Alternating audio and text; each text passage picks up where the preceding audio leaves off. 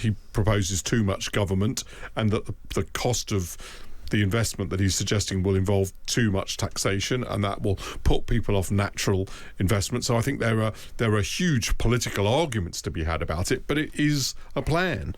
It's a point. Obama went to Stonehenge. Make them all dress as druids. George Bush loved it. Fed up with Manchester. Miller fandom, and I just despised him. I'm not going to become Prime Minister. Welcome one and all. Welcome to How to Win an Election. I'm Hugo Rifkind, and I'm joined as ever by former Labour insider, founder member of the James Bonnell fan club. It's Sally Morgan. Hello, Sally. Hello. Hello. Policy queen. She wasn't a fan of Miller fandom. Polly Mackenzie. Hello, Polly. Hello. Hello, she says darkly. And Tory peer Times columnist, fed up with Manchester, Danny Finkelstein. Hello, Danny. Hello. Hello. Do send your questions to howtowin@thetimes.co.uk. We always love to. I was going to say hear them. I think I mean read them. Hear them as well. Depends how you send them. I'm waffling. We're going to talk today about what Andy Burnham's first big speech as Prime Minister-elect told us about his electoral strategy. He'll enter Downing Street the day after the World Cup final. The comedian Matt Forde will join us as well to talk about whether the nation's performance on the pitch can create a political feel-good factor. But first, before that, we need to talk about Blackpool. Because last week, Polly said that rather than moving part of Downing Street to Manchester, Andy Burnham should replace Chequers with a Mar-a-Lago-style resort on the Lancashire coast. He hasn't taken our advice so far, so instead we've created an Andy Burnham soundscape using the real sounds of Blackpool. I have bought some new running shorts. Face the same way, and then pull in that same direction together. Port Talbot, Scunthorpe and Aberdeen, the Midlands, the Southwest. People need to be able to look forward to a night out in the Northwest. Scotland, Wales and Northern Ireland. The Northeast, Yorkshire and the Humber. Imagine good growth in every postcode and hope in every heart. Dundee and Bangor. Warms the heart. You can almost taste the daytime chips and smell the nighttime vomit. Polly, is that what you were dreaming of? Oh, 1,000%. Marvellous. Look, you've predictably enraged some of the people of North West England, Polly, I should let you know. Blackpool councillor Sean Brooks says, let me know if you're planning on coming up and I'll see if I can get you the full regeneration tour. Doesn't sound like you've done the research about the investment happening in the most iconic UK holiday resort there ever was. He gave us a list of great things that are going on there and concludes, come for the lights, stay for the night. Anyone up for a trip to the coast? Oh, no? Yeah. The trouble with Blackpool is, I used to go as a kid, you have to walk a very, very long way to get to the sea, is my distant memory. You sort of basically give up. Surely depends where you start from, Sam. I think it would be fantastic for the country to regenerate somewhere like Blackpool, and I'm really happy if they have got such plans and the plans work. The problem with the clip that you just played us, and this was the problem with the speech, in my view, intellectually, is that I think the idea of spreading growth to every postcode is simply it's very, very difficult. It's an over-ambitious idea. I think that... Would you like to list some of the postcodes you don't think we should bother with? Well, that's the problem with it. So it's a very, very good thing. But I wouldn't have started doing that. I think that's why Boris Johnson came up with the idea of levelling up. But I would have plans for 3 or 4 big hubs in the country to which places would feed in and create very good transport links between those places and the big cities. I think the idea of aiming to spread growth evenly over it just runs in the face of what we know about how the invisible economy works, which is through agglomeration and people working near each other, and therefore places specialising. I don't think that's easy to spread so evenly. I mean, it's nice you're getting into the fun spirit of this, Danny. I was just going to say, if you think about Andy's approach in Manchester, I think it was closer to. I think it's been closer to what you're describing than the kind of utterly sharing everything out. I mean, I used to have this argument with people. I grew up halfway between Liverpool and Manchester. I used to have arguments with people way back in the sort of New Labour years about we weren't regenerating industry sufficiently. And actually my argument back at that stage, which would still be my argument, is the real failure was to improve the transport links so you could work in Liverpool or Manchester in particular. And the truth is it took forever to get to either of them, and it still does. And once you get over the Pennines, it's got slower than it was 30 years ago. So actually I think in Manchester what Andy concentrated on was real regeneration and growth in the city, and then making sure that the towns around were really properly connected. So look, Harriet Digby's also been in touch. She's a listener who is also the former mayor of Retford, another place mentioned by Polly in her tour of destruction. She wants to defend her hometown. She emailed to say, our community feels so apart from the London bubble that it would feel patronising for them to establish a London satellite here. She says, if you want to revitalise our area, lower the cost of trains and petrol, open up Doncaster Sheffield Airport and improve adult education services. Polly, I think that's you told. We probably should do all of those things. So I thought of Retford. My sister is a vet, and her first veterinary job was in Retford. And it is quite interesting because, from a vet perspective, it's a small enough town that you get a mixed vet practice where you get small animals, pets, and also farm animals, which is why she wanted to be there.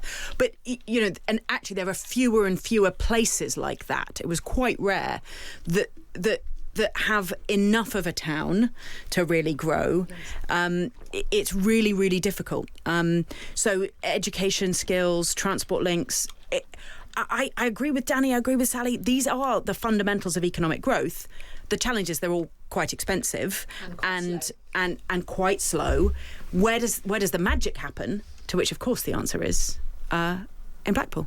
Well, I mean, there's also, to be properly serious here, there's two actually quite different things that we're talking about, because one is investment and regeneration, and actually sort of pouring money into places, maybe giving them tax breaks, free ports, all that kind of stuff. The other, though, really what you were suggesting, Polly, and I don't mean this in a dismissive way at all, but was well-meaning tokenism.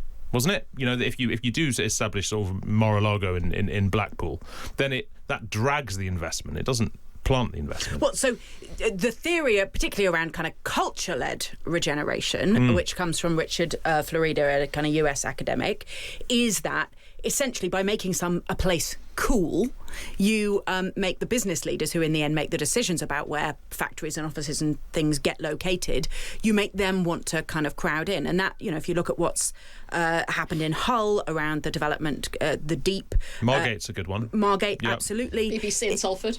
Exactly. At Newcastle, lots of kind of arts and culture-led regeneration. And then also in much smaller places, lots of people will know Hay-on-Wye. Yeah. Tiny little town, really, on the border between England and Wales, regenerated by the absolute mad kind of passion of a person for opening far too many secondhand bookshops and then building a kind of cultural festival on that. And then, it gets to the point where demand that is fed by a combination of the tourism and then the money of the people who make money sending to the tourists. Actually, I remember thinking about getting married in Hay-on-Wye, and we absolutely couldn't afford it. It's not tokenism, actually. It's symbolism and boosterism that then drives economic choices. Well, look, if anyone from Hay-on-Wye would like to get in touch and complain about what Polly said now, you know where to find us. Let's move on. I want to talk about what we learned from Andy Burnham's first big speech as Prime Minister-elect. Danny, you've now finished reading the book he co-authored with Steve Rotherham. I doubt you're the first, but you may be one of the first, called Head North. You've written about it in your column, and you say he basically perhaps tries a bit too hard to present himself as an outsider. Yes, I thought it was a bit ridiculous in places, partly because Steve Rotherham is more genuinely an outsider, didn't have a degree. It's incredibly impressive what he's done in his life, starting from not having left school, become a brickie, basically, and has built himself up to this thing, which you've got to be very impressed by. And Andy Burnham obviously hasn't had that background, although clearly he doesn't have sort of upper middle class connected, politically connected family in any ways, but he's also built himself up. But it's absurd to suggest he's been treated as a second class citizen. And there were lots to say that was good in the book. There was one set of things which was very good in the book. I just happened not to agree with it, which was he's not somebody who doesn't believe in anything. Right, he has a way of looking at the world. That's my big takeaway from your column. I thought that was a point really well made. It's very consistent and it's very important. And actually, if I was his political advisor, and if he thinks those things will work, which I don't, but I'm not him. If he thinks they'll work, and then he ought to see them through and build a team and a consistency and a courage to make those things happen because he thinks they'll work. And it's not an implausible thesis. I think that he proposes too much government, and that the cost of the investment that he's suggesting will involve too much taxation, and that will put people off natural investment. So I think there are huge political arguments to be had about it, but it is a plan. It's a point. To quote you back at yourself, you write, he has a good word for almost every left-wing, high-spending, high-tax, state interventionist idea that's been canvassed in the past half-century. The left turn he proposes on the economy and public services is very clear. Sally, do you agree with that? I agree with Danny that Andy knows what he wants to do, and I think that will be really good for the country, because I think people are worn out by feeling that it's just blancmange. So I think from that point of view, I agree strongly. I suppose what I didn't agree with was the kind of every left-wing thing that's been going, his tick to box against it. He may have done at various points. I think he'll be pretty focused on the things that he thinks he's got to do, and I actually think he'll make some hard choices. And I think he will feel more confident making hard choices than Keir has. So up to a point, I would say, but not the full package. Let's talk about his proposal for a basic law. In Germany, it's called the Grundgesetz, or perhaps Grundgesetz. I'm not quite sure. My German pronunciation is woeful, as my family always tell me. Can anyone explain what it is? Danny, I'm sure you can. It's the idea after the unification of East and West Germany was to introduce a basic law which is sort of fundamental to the constitution of the country, and in brackets that's a problem because it's part of a sort of entrenched constitution which obviously we don't have, but he believes in by a written constitution, and part of it would be basic law which says that he has to equalise living standards in all parts of the country. And this postcode, good growth in every postcode, is just another way of expressing the general idea without specifically saying a basic law. It's a, for the reasons that I suggested, I think that is extremely overambitious.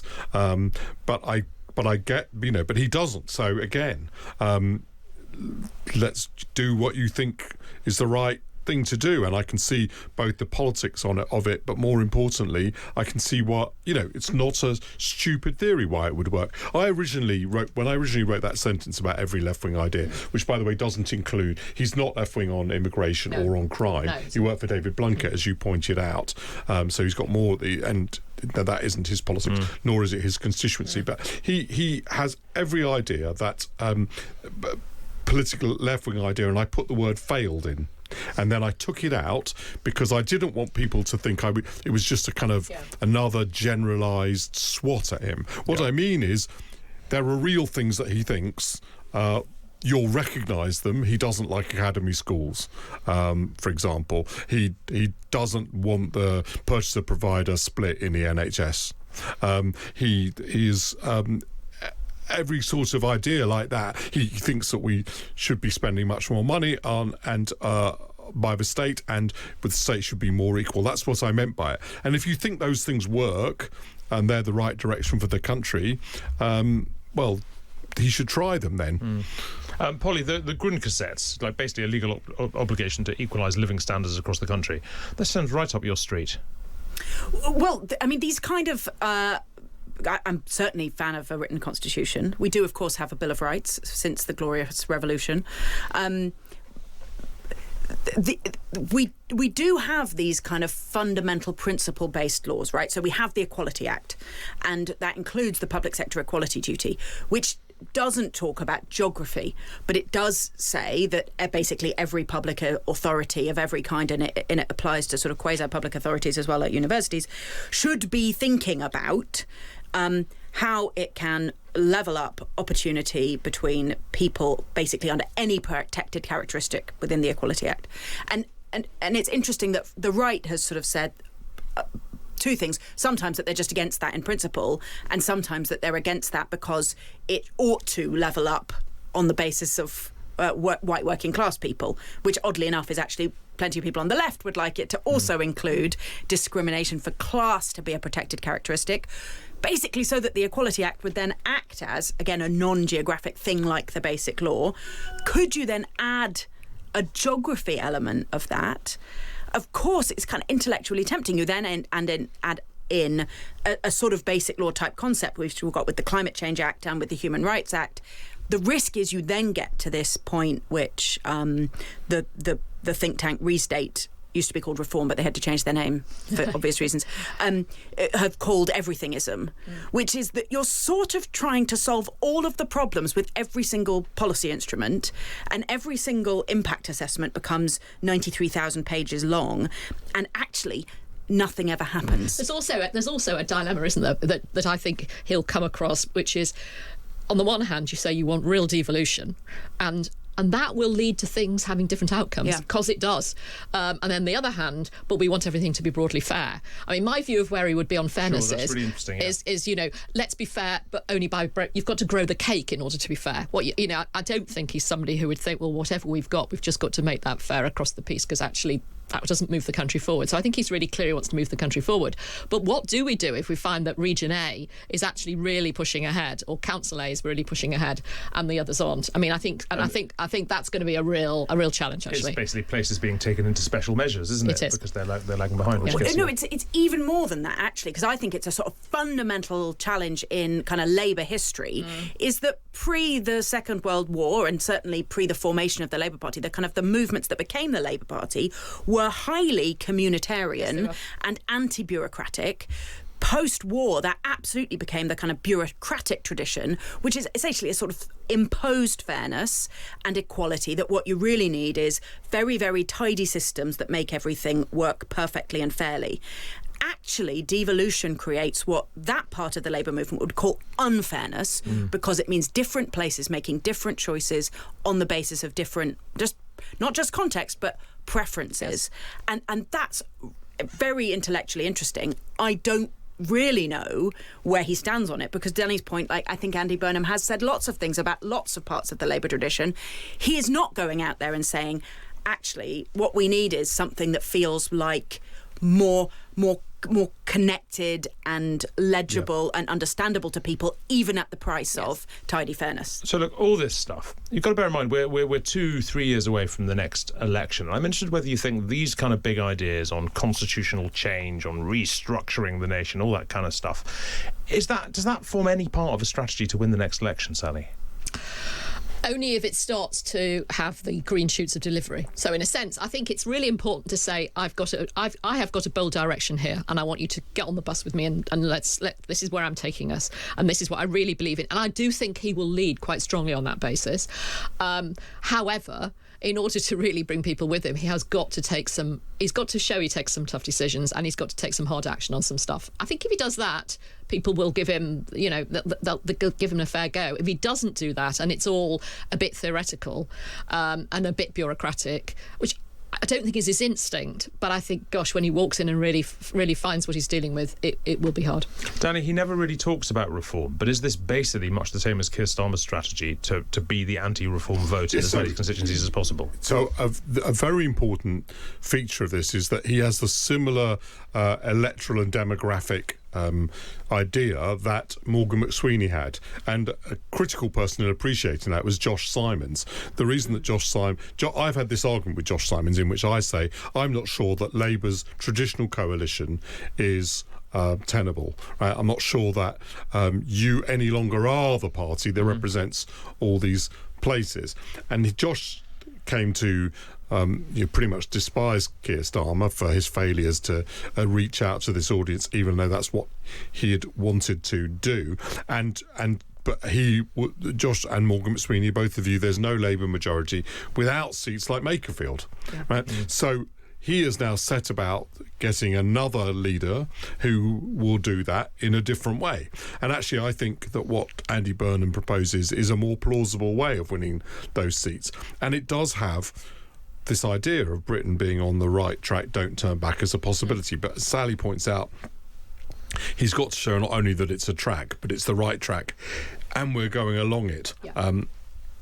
And those two things mean actually achieving things in the short run as well as the medium term and the longer term.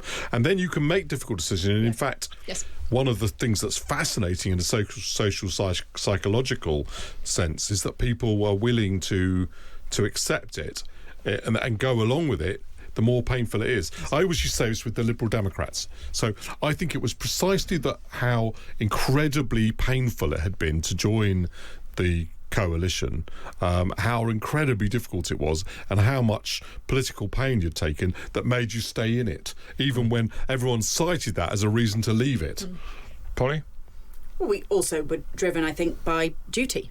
And it was a strong and stable government, and the country needed one. And it was never about ministerial cars, which people sort of talk about. Actually, it was about making a difference. And if I look forward to the next election, I certainly agree, as I've said for years and years, that the most important thing to focus on is being a good government and delivery.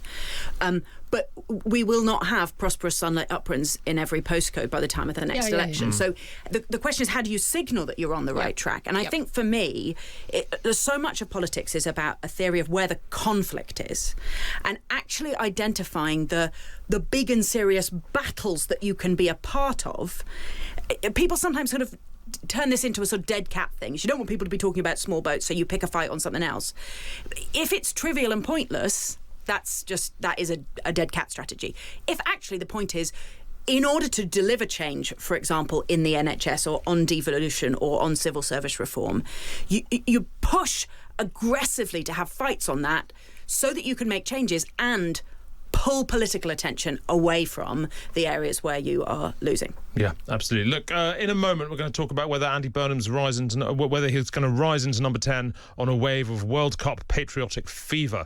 The comedian Matt Forde is going to be here to help us with that. But first, let's get a news up. Yeah, when we come back with a bit more How to Win an Election.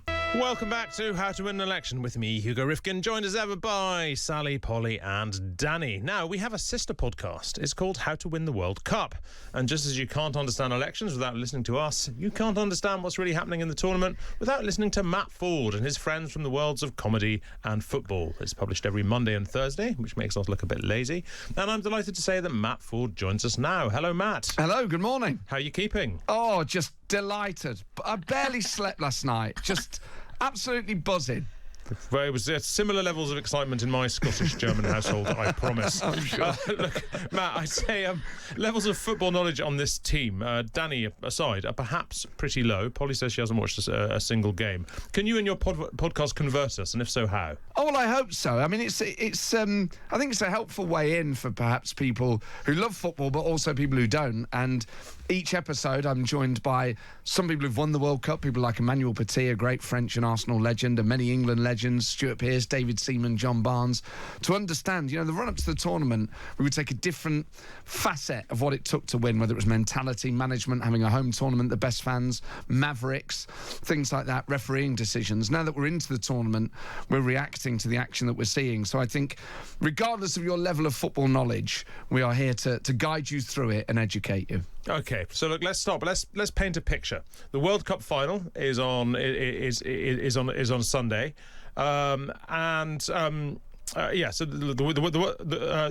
sorry, forgive me. The World Cup final is on a Sunday in just over a fortnight time. England win, and the following day, Andy Burnham heads to the palace and he becomes Prime Minister. Which is what will that be? Just an amazing start to his premiership if that all happens. Oh, of course. I mean, you couldn't hope for a better moment, and I think particularly. I often think about this. I think these moments can be more profound for Labour governments because I think centre-left, maybe left parties and left politicians struggle more with a sense of national identity, specifically around England, than they do anything else. And I think the rest of the country is way ahead of them. We are really comfortable with who we are. We like who we are. We realise that our past is mixed, but we think this is a great place and we want to celebrate it. And I think starting off with a really positive view of England from a diverse England team with a German manager would be the ideal start for a new Labour Prime Minister. Danny, is there any evidence that the feel-good factor from a sporting victory can help the incumbent in elections? Obviously, there isn't much evidence that happens as a result of winning World Cups. From other countries? I've got a genuine statistical worry, given the chances of England winning the World Cup, that we might have actually won the one World Cup we're on schedule to win in my life, but in 1966, when I was too young to remember it. So that's my statistical worry out of the way. The answer is that I don't think, as Harold Wilson did think, that losing to Germany 3-2 during the 1970 campaign contributed significantly to his defeat. But I do think there's actually something plausible in the idea that England winning the World Cup, were it to happen, would assist the mainstream in some way just by making the country feel like a better place. The evidence is pretty slim. Mostly when you have external events, people actually just don't associate or attribute them to politicians. They correctly don't. They know that Andy Burnham, if we win the World Cup, had nothing to do with it. So they correctly don't. But I do think that the idea that Britain is sort of declining, something that, by the way, after Brexit, I felt almost the whole of the Remain vote had an incentive to believe, and the Leave vote already believed it. So it added both groups together, and we've had a profound sort of national pessimism. And I think it is plausible, I wouldn't put it any stronger than that winning the World Cup would, if we did, which I think we probably won't, so don't... Oh, come on. Well, Stop talking the country down, Daniel. Statistically, the chances of... England. The truth is, statistically, even Argentina, who were the favourites, there's a 74% chance they won't win it.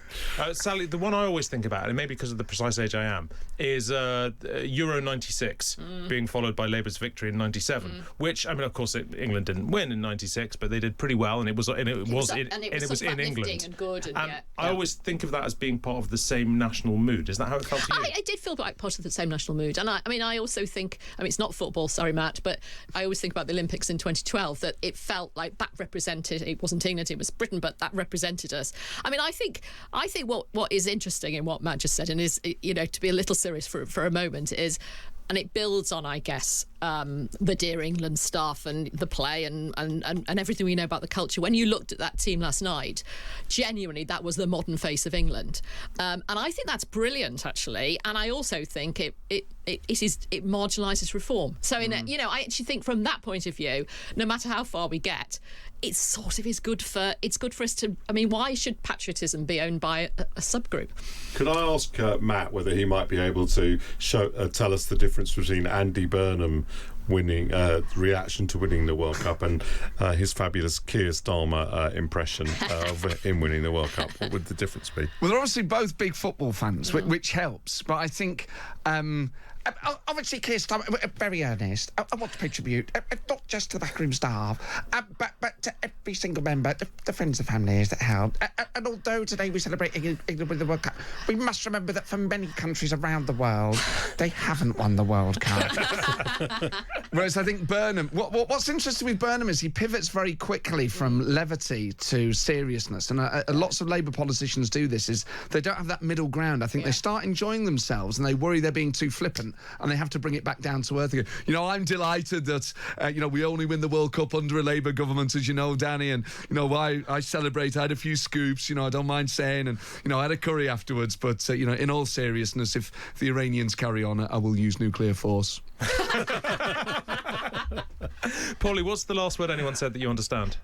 I understand nuclear war. I know how that plays out. And I would like to say that last night I was cycling home during the England match, and I was able to keep track of the score because I happened to go past pubs where cheers erupted. Yeah. So I was very confident that I knew what the score was when I got home, and I checked on the internet, and I was right simply by cheering. Yeah, we had people around our house for dinner last night, and they had similarly walked past pubs on the way there and knew exactly what was going on just because of the shouting.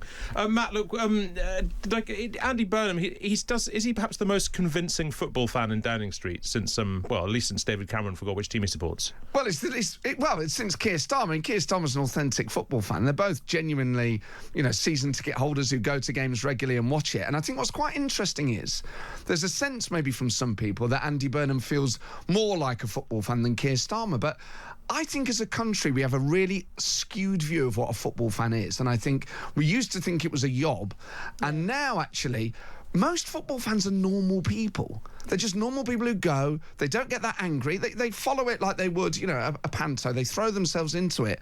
But I'm a Forest fan. When I go to Forest games, I'm sat around normal blokes. I'm not sat around people who are livid all the time or have really outrageous opinions or particularly strong opinions even a lot of the time on who should play midfield or defence.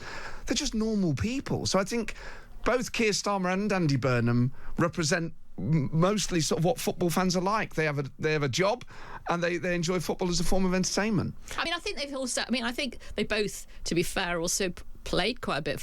Have always played football, haven't they? I mean, back in the Labour years when there was a political away day at Chequers, it was bizarre because they all had to break for a football match. I mean, it was kind of it was. I mean, they were all, and they were pretty vicious actually. Gordon Brown was a proper football fan. Yeah. I mean, really obsessed with his team. Yeah, totally. I've always wondered. You can illuminate whether Tony. Oh yeah, he was serious. I mean, you used to go. You know, if Sky News wasn't on, the football was on. So yeah, absolutely. David Cameron was a weird thing, which was he professed to not be interested in football while actually being interested in it, which was really odd. I mean, because I know that because he used to text me during Villa-Chelsea games, and I took him to Villa-Chelsea actually. So I know that wasn't true, that he wasn't interested in football. But did he really forget which team he supported? No, I spoke to him about it. What happened was that, like a lot of things, as he read it, it's like that time Jeremy Hunt forgot what country his wife was from. As he read it, he said he realised he'd actually said the words West Ham. I think Karen Brady was there, and probably he said, and then he said, "What could I do at that point? I couldn't go back because that would look even worse." And he said, when I got in the car, everyone was like, I said to somebody, "Was that?" Was that and they were like, my daughter in a pub? Yes, it was terrible. It was worse than that actually politically, because the daughter in a pub, people sort of. Yeah, we've all done that. But it was just people had all sort of made some mistake with their children like that. But I don't think Nick Clegg was interested in football. No. Was Tony Blair though? No, he used to play football. I mean, he was part of this mad football match. Which he was. So Nick was because he started taking his boys. But only Dutch football. Presumably. No. I'm like, I sort of feel like he went to Chelsea, but I'm not certain. And I feel like if it was Chelsea, you would know. But he started taking his sons to the football when they were kind of pretty small, and he really got into it from there. Yeah. But certainly as a young man, it Richie was hadn't been very his thing. big into Southampton, and Michael Howard obsessed with Liverpool. Totally. Once he called me for a meeting, which I thought was going to be a meeting about the political strategy of the Conservative Party, and it turned out he wanted to ask about Stephen Gerrard having scored an own goal in the Carling Cup. But Stephen Sherborne, who was his private secretary, didn't know anything about it, so he couldn't talk to him. He got me then. Matt, is politics sometimes a bit too much like football? Do you find yourself cheering on political parties in the same way that you cheer on a football team or a country? Well, I think the culture of it is getting that way. If you look at how often we change Prime Minister, it's probably the least secure job other than a Premier League manager. This idea that if you just change the person in charge, that will solve all our problems. And I think certainly the way that people interact with it, and obviously both things don't exist in a vacuum. Social media and other things have led us to this place. But this idea that everything's rubbish, they're all terrible, they don't know what they're doing. The language that often the public use about politics is identical to the language that we use about football. And I think often people are wrong in both areas. Yeah, Danny, is managing a cabinet like managing a football team? Yeah, there's an element to it, although it's more democratic even than that. Although you can lose the dressing room, and clearly that's what happened in the last few weeks to Keir Starmer. And it's very dependent on whether you win and whether people want to be part of a winning team. They're not so keen on not being part of a winning team. So yes, it can be. There is definite similarities, and it's closer in similarity than the relationship between a chief executive and their board. And also you get the narratives around defeat and victory, the same as in football. We should have won better. We only won because of that. Actually, we scored more goals when we lost, and that's the thing that really matters, the sort of Corbyn narrative. So both, those narratives of betrayal and of heartbreak persist in politics in the same way. Sally, what did Tony Blair learn from Alex Ferguson? Alex Ferguson used to talk quite seriously with Alex, and that was about leadership. It was about team. It was about leadership. It was about direction. It was about you've got to, if that's what you really think you've got to do, then you've got to get rid of X. Tony used to point out to him, it's fine for you to say that, Alex, because you can get rid of a player and they disappear. And if I get rid of a member of my cabinet, they're sitting right behind me. At which point Alex did acknowledge that was the difference. That was the crucial difference, actually. But I mean, they did have serious conversations about leadership. In a football team, though, Matt, do all the players secretly want to be the manager? I'm not sure they do. I'm not sure they do. In fact, I'm struck when you talk to football, and Danny will know this better, but some of them actually aren't that interested in it. They're really good at it, but they're not obsessed in the same way that fans are. It just happens to be their talent. You know, Ben White at Arsenal really doesn't seem that bothered about football outside of the 90 minutes that he's on the pitch for Arsenal. So they don't all have strong opinions on how it should be played. But what you do get, as you do get in other areas, is people whose thinking is just slightly ahead. And you can see with elite players like Kane and Anderson and Bellingham, they read the game so well. It's that football intellect that they also possess that marks them out, as well as their physical attributes. We've had a text for you, Matt, and I must admit that I have no idea what this means, but I'm going to say it anyway. Please ask Matt what he thinks about the latest managerial shenanigans at Nottingham Forest. Okay, so we have now... Keep it brief. We are about to appoint our 5th manager in 12 months, in Oliver Glasner. We'd got Vitor Pereira in, who kept us up. He was our 4th manager in a season, and he was given a few months, and now it looks like we're going to appoint the former Palace manager, Oliver Glasner, which I have to say I'm very excited about. I think he did brilliantly to win the Conference League with Palace and the FA Cup and the Charity Shield. So hopefully that means silverware is coming back to Forest. You Reds. Okay, good. Polly, look, there are important policy questions arising from all of this. Should everyone get the day off so they can watch the next England game in the middle of the night? No. Is that it? That's your full answer, really? Why not? It costs a fortune. Yeah, well, though I do think there are they- some serious questions about how we calculate the economic costs of bank holidays, but no, it's though I mean I suppose Zoran Mamdani has done made some good politics out of, I don't know, didn't he give an edict that children could stay up past their bedtime? And I don't know, this feels to me like Well, not exactly. politicians I mean, trying to elbow their way final. into stuff that doesn't in the end belong to them. They can have a little bit of the honey, they can invite them to Downing Street, they can go on the bus, like all of that stuff, but in the end this it belongs to the nation. It's not politics. Matt, will you make a case for everyone getting the day off? What, on Monday? I don't know, any day. Oh, any day. I think if we win it, you have to have some sort of national celebration. When you think of the things that we mark as a country and how rare these things are, I think these things are just bigger than football. You mean if we really won the whole thing, not, If we really not won the- Monday? Right, yeah. I just think people are going to go into... Look, they we're won't go effectively to got a work, bank yeah. holiday on Monday anyway, because people are just going to go into work hungover and be terribly unproductive. So you're sort of getting one without getting one, really. Yeah. No, see it. I guess. Which would you rather be, Matt? Would you rather be England manager or would you rather be Prime Minister? Oh, England manager. Really? Yeah, it's way more fun. I mean, it's at least you get to watch football. They never look like they're having that much fun. No, but it would be cool, wouldn't it, to shout instructions and wear the tracksuit and all that. I also just think if you pick Harry Kane and Jude Bellingham and Elliot Anderson, Declan Rice and Saka, I mean, would it really go that much differently for me than it would for Thomas Tuchel? Probably. Danny, but that's not the point. Danny, which do you think is the harder job? Prime Minister. Really? Yes. Really? Yes, it is. But But you can do badly for longer as a Prime Minister, can't you? Look, I couldn't come close to doing either of those jobs. Don't do yourself down. No, I couldn't. And I'm probably more. My skills probably suit me more to being Prime Minister than they would to being England manager, and that indicates to you how unsuited I am to both. So they're both kind of hard, and you need to be very capable and experienced person to do either. But the thing with being Prime Minister is just the multiple layer upon layer of difficult decisions that take place all round the clock. And David Cameron always used to say to me, I get up at 5:30 in the morning and I just make decisions, and all the decisions that come to me are the hardest decisions because no one else, I think we've discussed that on this podcast before, because they're the ones that nobody else has made.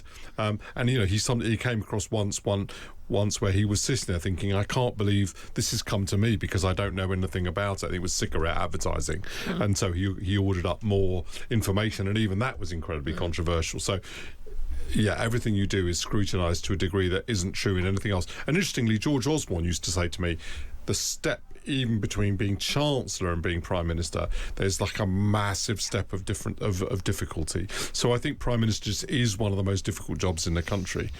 Matt, is there any equivalent in football of tactical voting? I'm trying to think, like the teams you support so that they beat the other teams that your teams go through, or the teams you support once your team's out? Isn't that cheating? Well, I guess there's sort of there are countries that you maybe feel more predisposed to if you want to feel like you've got skin in the game.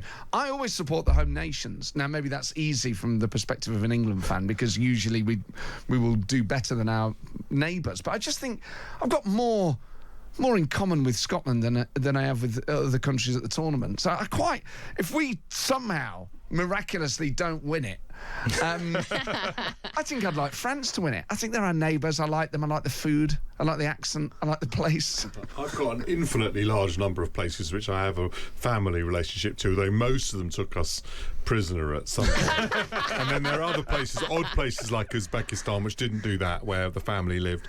But there was Holland, Germany, with obvious problems, Poland. Well, look, Matt Forde, look, what a pleasure to have you with us. Thank you very much. It's coming home.